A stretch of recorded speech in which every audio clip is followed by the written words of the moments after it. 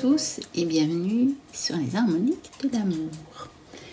Je suis ravie de vous retrouver pour le vlog du mois de novembre.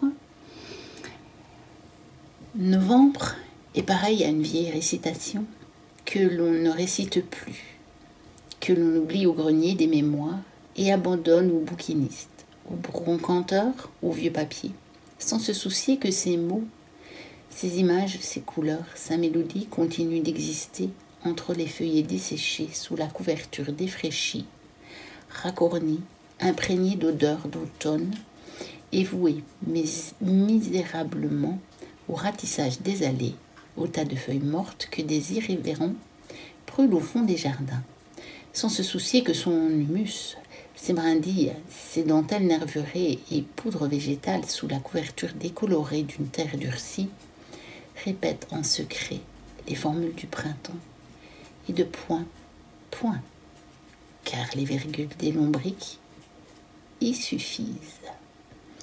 J'ai choisi ce petit texte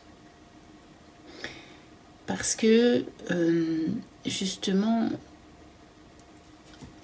à propos d'Halloween, dans une des séquences, on avait dans le tirage cette idée que on avait la mise en sommeil pour l'hiver et qu'elle avait un caractère sacré, et je vous expliquais que en réalité, si la nature se repose à partir de maintenant, il y avait déjà la préparation, mais en sous-main, on ne la voit pas, du printemps, de la nouvelle végétation. Et je vous expliquais que la meilleure preuve était que on voit déjà sortir des fleurs sous la neige en hiver. Hein.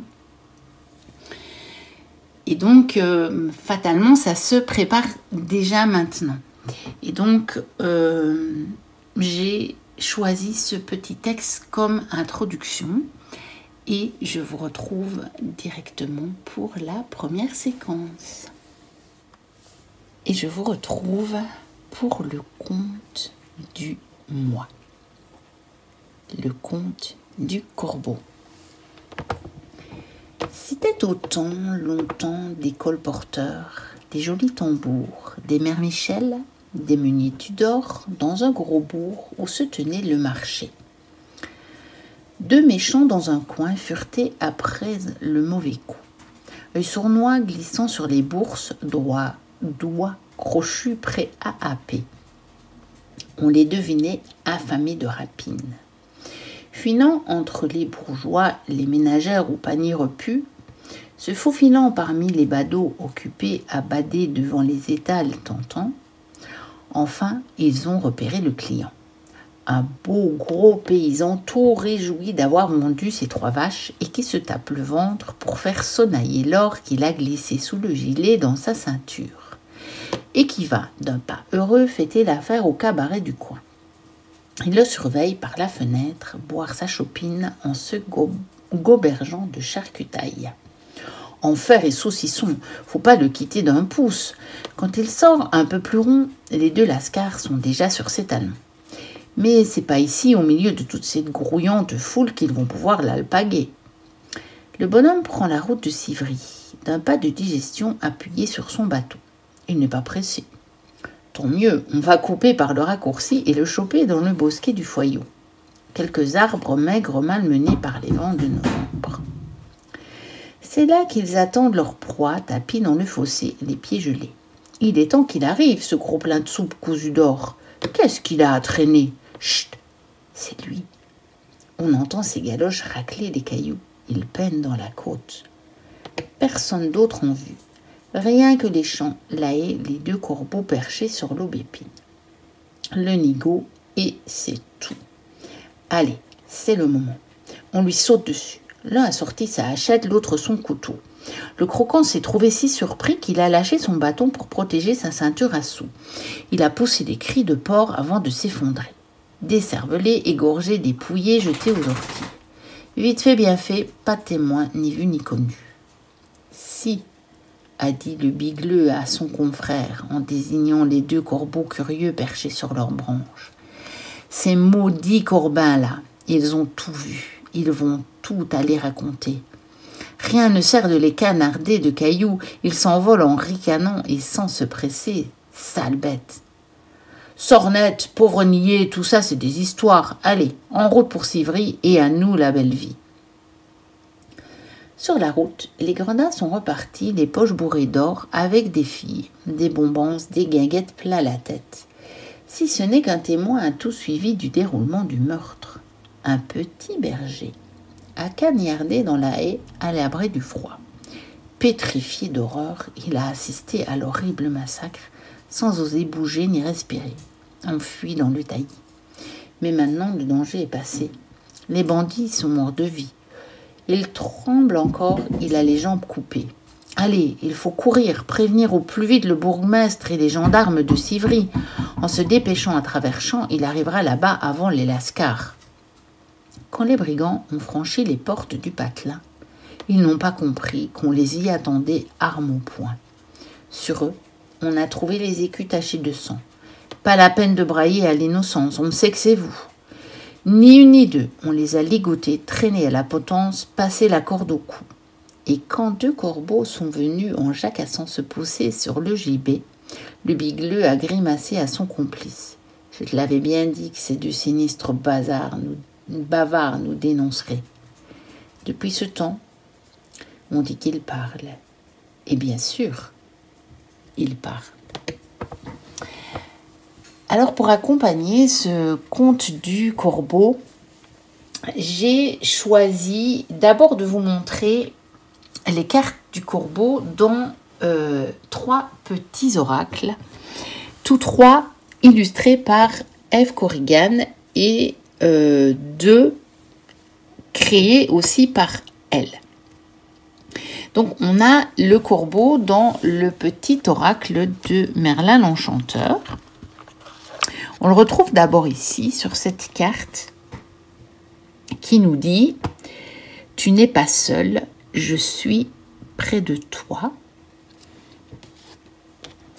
Et on le retrouve sur cette carte, donc l'oiseau au sombre plumage, « Je te montre le chemin ». Corbeau, corneille ou merle, je suis Merlin. Si tu croises mon chemin, suis-moi. Là où je fais escale, tu trouveras un arbre, une herbe ou un autre symbole. Une parabole, un signe des mondes invisibles. Va en quête de son sens et tu comprendras. Ensuite, dans le petit oracle du druide, nous retrouvons le corbeau, qui est un des animaux totems des druides. On l'a vu dans la séquence sur les animaux avec l'oracle des druides. Tout comme mon sombre plumage, ce nacre de couleur à la lumière, éclaire ta part d'ombre. Vois comme toutes tes nuances peuvent se compléter pour révéler leur beauté au lieu de s'opposer. Aime-toi dans ta totalité. Et on retrouvait bien cette idée de pouvoir confronter nos parts d'ombre et de lumière dans le message du corbeau de l'oracle des druides. Et nous retrouvons évidemment le corbeau dans le petit oracle de la fée Morgane. Nous l'avons d'ailleurs sur la boîte, qui a donc celui-ci été créé par Claire Duval, mais illustré par Eve Corrigan. Et donc, voici le corbeau, ce qu'il nous dit dans cet oracle. L'entends-tu qui t'appelle à ouvrir les ailes et à prendre ton envol ? Ne l'ignore pas, car en le suivant, tu accéderas à ton pouvoir personnel. Il est temps de montrer tout ce dont tu es capable. Et bien sûr, on sait que le corbeau est lié à la fée Morgane, à la Morrigan et à Merlin, qui aurait eu, dit-on, le pouvoir de se transformer, notamment en corbeau. Et donc, j'ai choisi également de vous présenter mes jeux qui sont vraiment sur le thème des corbeaux. Et je vais commencer par celui-ci. J'ai dû vous en faire la review, je pense. Mais j'ai ce petit oracle, Morrigan Oracle Cards, que j'avais d'ailleurs découvert sur la chaîne de Claire Duval. Il n'y a pas de hasard, hein. Vous voyez que tout est lié. Quand je vous fais les vlogs du mois, je trouve toujours incroyable tous les liens qui peuvent se former entre les histoires, les livres, les cartes, les jeux, les personnes, les situations, les symboliques du mois. Enfin, j'ai l'impression, avec ce vlog du mois, parfois, de faire une véritable fleur de vie avec tous les liens. Donc, de Morpheus Ravenna et Anna Storyteller. Et c'est un joli petit jeu. Donc, le dos est comme ceci. Donc là, on y retrouve les corbeaux. Bon, s'il veut bien faire le focus. Je suis trop près, je pense. Voilà. Et donc, je vous montre un petit peu les cartes. Moi, quand je dis joli, je devrais dire plutôt beau. Parce que joli a peut-être parfois une connotation un peu mignonne. Mais cet oracle n'est pas un oracle très doux. Hein. Vous voyez, il peut y avoir... Maintenant, il y a de très très très belles cartes, comme celle-ci. Ici, on en retrouve des corbeaux. Mais on a aussi des cartes assez dures. Je vais peut-être essayer de vous en montrer. Bon, il y a celle-ci, mais ça va encore. Pourtant, c'est la trahison. Pour que vous voyez quand même, parce que si vous décidiez de vous le procurer, que vous sachiez à quoi vous en tenir. On va tiens.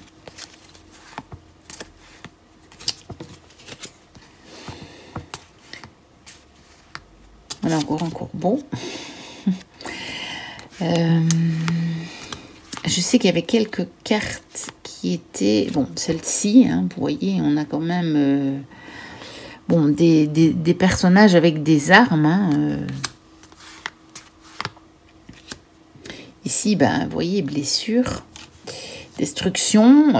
Elle n'est pas... Voilà, il y a des cartes qui sont assez dures. Je dois avouer... Celle-ci pas, ne l'est pas.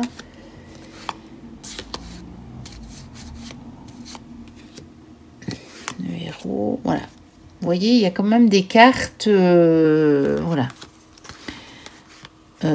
Âme très sensible, il vaut mieux vous abstenir. Après, ceci dit, moi je suis quelqu'un d'hypersensible, mais j'ai appris depuis ma tendre enfance à faire face quand même à la vie et donc voilà, je suis capable de travailler avec ce genre de jeu. Donc celui-là, et puis évidemment des jeux vraiment sur le thème du corbeau et qui sont tous de MJ Cullinan. Et donc il y a celui-ci qui est donc l'oracle du corbeau, en fait, en anglais, l'Urban Crow Oracle, qui vient de sortir en français, donc en tout cas pour ce qui est de la partie qui avait été éditée en mass market. Et moi, j'ai aussi pris l'extension qui a seulement fait l'objet d'une auto-édition. Et donc, moi, j'ai le tout en anglais. Il est possible que je prendrai en français l'oracle du corbeau, du coup. Mais je ne sais pas. Donc, moi, je mélange les deux, même si les deux dos ne sont pas les mêmes, comme vous voyez. Parce que pour l'édition en mass market, ils ont choisi un autre dos. Mais ce n'est pas gênant parce que il y a quand même plusieurs cartes à l'extension. Donc bien sûr, on sait qu'on tire une carte de l'extension, mais on ne peut pas savoir laquelle c'est. Et donc, voilà. Après, on peut aussi justement décider de tirer des cartes de l'extension, des cartes de l'oracle. Enfin, il y a moyen de jouer avec le fait que les dos sont différents. Et moi, ça ne me gêne pas plus que ça, puisque vous avez des jeux qui, à l'origine, sont avec des catégories de cartes et où les dos sont différents. Donc moi, j'ai mêlé les deux. Donc je mets tout dans le pochon, parce que ça ne rentre pas dans la boîte, sinon... avec les deux petits livrets, et puis voilà. Et évidemment, il complète à merveille le tarot du corbeau de la même MJ Cullinan, qui lui est édité en français depuis plus longtemps, et donc eh bien, je l'avais acheté directement en français, celui-là. C'est celui-là que j'ai eu en premier, et donc... je l'avais, quand je l'ai découvert, il allait sortir en français en fait. Donc je l'ai découvert, il n'existait encore qu'en anglais, mais il était déjà annoncé en français. Et donc j'ai attendu de l'avoir en français. Malgré que c'est le tarot et que le tarot, à la limite, j'aurais pu évidemment me contenter encore plus facilement de la version en anglais. Mais voilà, l'oracle me plaisait tellement. Je me doutais bien qu'il allait être traduit, mais en fait, je voulais absolument l'extension. Et je me suis dit que ce serait quand même plus cohérent, du coup, de prendre l'oracle en anglais, puisque l'extension allait être en anglais uniquement. Parce que l'extension, elle ne sera pas traduite. Ça, je ne pense pas, elle n'a même pas été éditée en mass market en anglais. Et le dernier arrivé, c'est de Raven Dream Tarot, donc toujours de MJ Cullinan. Vous voyez, j'ai la première édition. Vu que je lui avais acheté l'extension du Urban Crow Oracle, elle m'envoie la newsletter et j'avais vu qu'elle avait fait des précommandes pour ce nouveau jeu sur les corbeaux. Et j'ai totalement craqué pour ce jeu. Donc il a avec un toucher peau de pêche, mais néanmoins les cartes glissent bien. Donc ça j'apprécie beaucoup. Voici le dos. Je l'aime vraiment beaucoup. Et donc celui-ci c'est un tarot. Je vais dire tout ce qu'il y a de plus... Qu'est-ce que je pourrais bien dire? Pas tout ce qu'il y a de plus normal, parce que vous voyez que déjà, il est sur le thème du corbeau, et que je vous en ai fait la review, et que vous verrez que sur certaines cartes, on a quand même des symboles qui sont très intéressants pour nous donner des pistes de lecture et une vision... enrichi, on va dire, de la signification de base de ces cartes de tarot. Donc, et je trouve que il ne fait pas du tout double emploi avec le tarot du corbeau qu'elle avait d'abord créé. Et je trouve que la version mat comme ceci lui va vraiment bien. Il est très coloré. Il est beaucoup moins photomontage. Et je l'aime beaucoup. Je pense qu'il est quand même collage. Hein. MJ Cullinan, mais elle aime bien ça. Hein. Mais il est beaucoup plus peinture que photomontage celui-ci. Après, est-ce qu'il y a quand même des parties photo? C'est possible, mais c'est très bien fait et je le trouve très très cohérent. Puis j'aime beaucoup ces tons comme ça, un peu de bleu. Bon, ça va bien avec l'idée de dream évidemment, hein, de rêve. Et voilà, donc pour ce Raven Dream Tarot. Donc voilà, comme ça, je vous aurais montré mes jeux qui sont sur le thème du corbeau. Et non, j'en ai oublié un. Et je vais aller le chercher. Et j'en avais oublié non pas un, mais deux. Et le premier, c'est le tarot divinatoire du corbeau. qui a bien longtemps que je n'ai pas sorti. Et pourtant, en voyant la vidéo de Sophie, si tu passes par là, je te fais un petit coucou. Je me suis dit qu'il fallait que je le ressorte puisque Sophie vient d'acheter ce tarot, mais elle a eu un problème avec les cartes qui avaient collé. Et donc, elle l'a personnalisé. Elle a eu un peu de mal, mais le résultat est pas mal du tout. Et donc, je me suis dit, il faut que je ressorte ce jeu que j'adore. Et je ne sais pas pourquoi, ça fait des mois et des mois que je ne l'ai plus sorti. Bon, je vais mettre celui-là un peu plus loin et je vous remontre les cartes. Alors, je pense qu'en fait, au départ, je l'ai oublié parce que même s'il s'appelle le tarot divinatoire du corbeau, on n'y voit pas tant de corbeaux que ça, en fait. Et donc, ça m'avait échappé. Et en allant dans ma cartothèque pour aller le rechercher, je me suis aperçue que j'en avais oublié un autre. Donc, vous voyez, il n'y a pas tellement, en fait, enfin, il y en a des corbeaux, mais je pense qu'on a autant de roses que de corbeaux dans ce tarot. Mais je l'aime beaucoup. Et donc, je pense que je vais me le ressortir pour ce mois. Je vais me le laisser sorti. Et donc, ben voilà, si tu passes par là, Sophie, tu vois, moi, j'ai eu la chance d'avoir un exemplaire, ben nickel. Et je l'ai en double exemplaire parce que je l'avais acheté, je les ai achetés tous les deux d'occasion. Et le premier avait été noté comme 9, est à 9, alors que, eh bien, il y avait des écritures dans le... Enfin, il y avait des écritures. Il y avait du fluo dans le bouquin. Donc, voilà. Donc, il n'était pas 9 et les cartes étaient un peu abîmées. Et ça m'avait tellement dégoûté, en fait... Pas nécessairement pour l'état du jeu, mais pour la mauvaise foi, en fait, de la vendeuse, parce que c'était sur Vinted, qui m'a servi une histoire à dormir debout comme explication, que j'arrivais pas à m'en servir. Et donc, je l'ai racheté.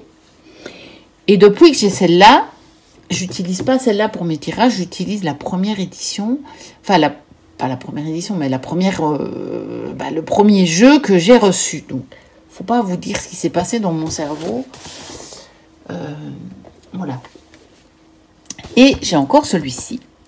Donc, qui est celui-ci? Le Dream Raven Tarot et pas The Raven Dream Tarot. Qui est donc de Beth Seitonen. Donc, chez Schiffer Publishing, avec un petit guidebook comme ceci, en noir et blanc. Et donc, le genre de boîte que j'aime pas trop parce que vous avez toujours tout qui tombe quand vous prenez les cartes et qui est dans un style totalement différent, très coloré. Je ne l'avais jamais vu nulle part ce jeu. Je l'ai vu passer avant d'occasion. Et j'ai craqué. J'ai craqué sur les coloris. Et je sais pas. J'ai pas cherché s'il y avait des reviews sur YouTube. Mais je ne l'ai vu dans les chaînes que je suis jamais présenté dans un vlog ou en review ou quoi que ce soit. La qualité est très bonne. Les cartes sont épaisses. Elles sont quand même souples suffisamment. Elles sont assez glossy. Bon, ceux qui n'aiment pas, malheureusement, elles sont glossy. Mais je pense que ce n'est pas un jeu très récent. Il a été fait avant qu'on ne sorte toutes les cartes, vous savez, mat. J'adore la carte de la lune. Bon, le rendu des couleurs à la caméra n'est pas aussi beau parce que, ben voilà, comme on en parle, hein, on est dans le vlog du mois de novembre. Les journées raccourcissent et donc eh bien, j'ai été obligée de faire le gros éclairage pour faire les vidéos. Et ben, ça ne donne pas la même chose. Les coloris sont plus clairs sur la vidéo. Ils sont un peu passés. Comme ceci, ça va mieux. Tiens. Voilà, donc vous voyez là, on a un meilleur rendu des coloris. Donc les coloris sont vraiment comme ça. Il faudrait que je tienne les cartes comme ça en fait. C'était un petit peu l'angle de la caméra qui faisait ça, je pense. Parce que je l'ai trouvé un peu terne quand je regardais par l'écran.